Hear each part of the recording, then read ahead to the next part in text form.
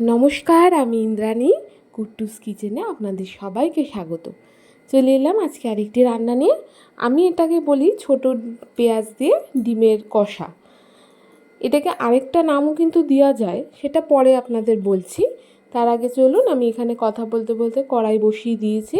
কড়াইটা গরম হয়ে গেছে এবং এতে আমি দিয়ে দিলাম পরিমাণ মতো সর্ষের তেল। এই সর্ষের তেলটা গরম হলে এর মধ্যে কিন্তু আমি দিয়ে দেবো বড় করে কেটে রাখা আলু। এই আলুগুলোকে না আমি একটু ভাপিয়ে রেখেছিলাম। একটু বড় সাইজের আলু নিয়েছি, কেটেছি আমি এখানে। আপনারা আপনাদের ইচ্ছা মতো আলুর সাইজ ছোট বড় করে নিতে পারেন। আপনাদের রান্না যে আলু দেবেন সেটা আপনারা ছোট বা বড় সাইজের করে নেবেন। আমি এখানে একটু বড় সাইজ করে দিয়েছি। এই আলুগুলো দেখুন সব দিয়ে দিয়েছি। এবার এর মধ্যে দিয়ে দেবো পরিমাণ মতো লবণ এবং পরিমাণ মতো হলুদ। এইগুলোকে মিশিয়ে দিয়ে এবার এগুলোকে একটু ভাজবো, একটু লালচে করে ভাজবো।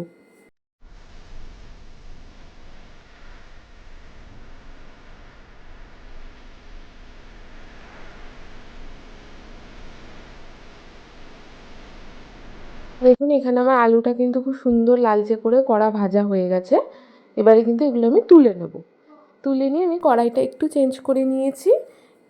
চেঞ্জ করে ওই আলু ভাজারই তেল এটা, ওরই মধ্যে দিয়ে দেবো ডিমগুলো। এখানে ডিমের মধ্যে না আমি নুন হলুদ আর কিছুই দিইনি, কারণ এই তেলটার মধ্যে হলুদ নুন সবটাই রয়েছে। তাই জন্য আমি এটা এমনি কিন্তু ভেজে নেব। কথা বলতে বলতে ডিমগুলো আমার সব ভাজা হয়ে গেছে, এগুলো এক এক করে এবার তুলে নেব।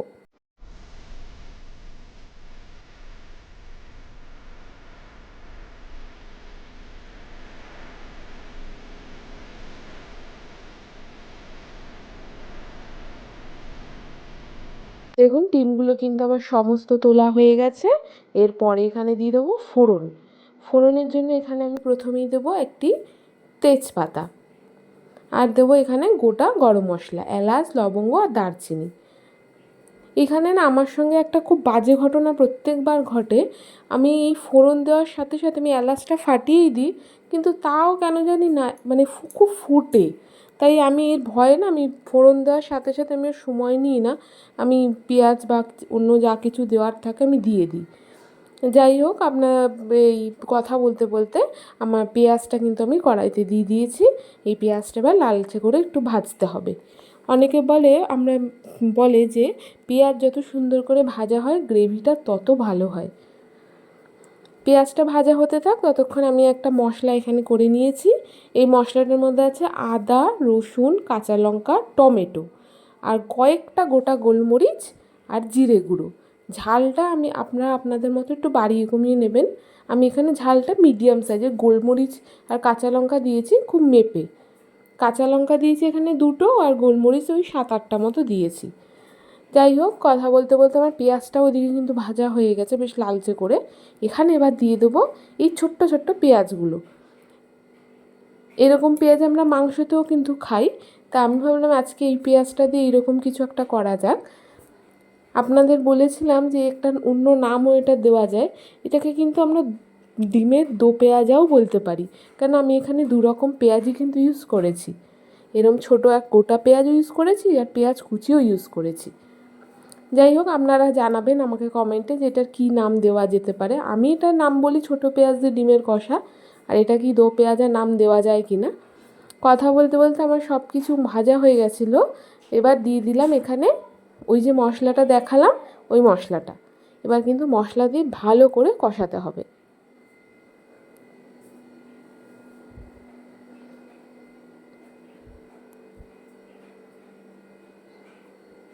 এর মধ্যে দিয়ে দিলাম একটু মিক্সিতে মশলা লেগেছিলো সেই মশলা ধোয়া জলটা। এই জলটা দিয়েও ভালো করে মিশিয়ে এবার একটু কষানোর টাইম দিতে হবে। আপনাদের আরেকটা কথা আমি বলি, দেখুন মানুষের রান্নার তো যে কোনো একটা কিছুর হাতেখড়ি হয়। এই ডিম দিয়েই কিন্তু আমার রান্নার প্রথম শুরুটা। ডিমের ঝোলটাই আমি সবার প্রথমে শিখেছিলাম, এবং কখনো খারাপ হতো কখনো ভালো হতো, কখনো অতি জঘন্য হতো, মুখে দেওয়া যেত না।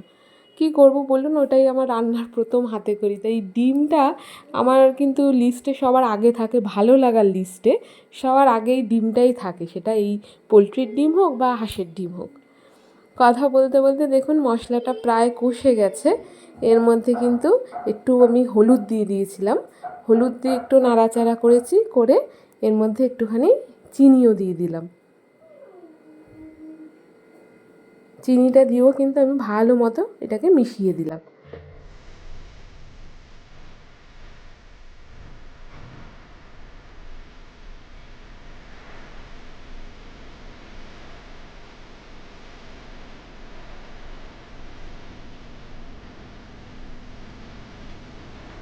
দেখুন মশলাটা কিন্তু আমার বেশ সুন্দর কষে এসেছে। এর মধ্যে কিন্তু এবার দিয়ে দেবো পরিমাণ মতো একটু লবণ। এই লবণটাকেও কিন্তু ভালো করে মশলার সঙ্গে মিশিয়ে দেবো।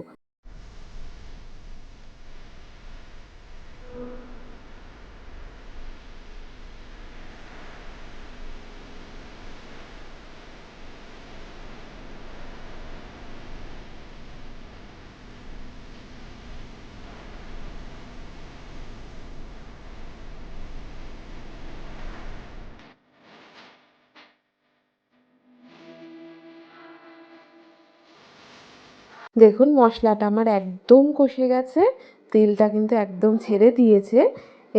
এবার এগুলোকে ভালো করে মিশিয়ে দেবো। দিয়ে এবার আমি এখানে দিয়ে দেবো ভাজা আলু আর ভাজা ডিমগুলো।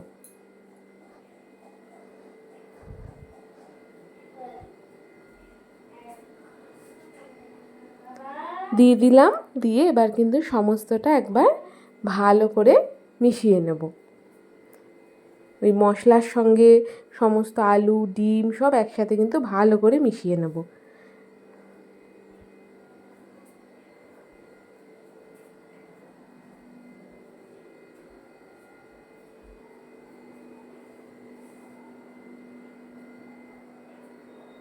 দেখুন ভালো করে কিন্তু সমস্তটা মিশানো হয়ে গেছে।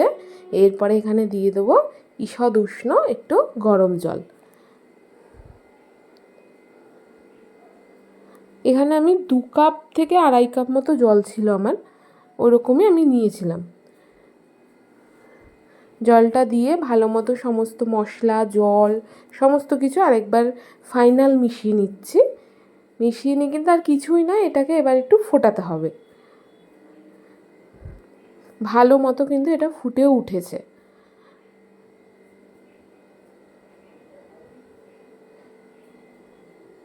এই সময় আমি একটু নুন চেক করেছিলাম, নুনটা একটু কম ছিল, তাই এখানে আরেকটুখানি আমি নুন দিয়ে দিলাম।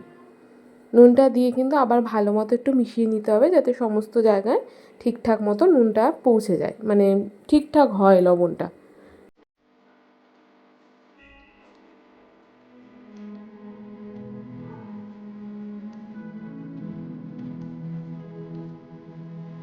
ব্যাস আমার কিন্তু রেডি হয়ে গেছে এই ছোট পেঁয়াজ দিয়ে ডিমের কষা বা ডিমের দো পেঁয়াজা, আপনারা যাই বা বলুন।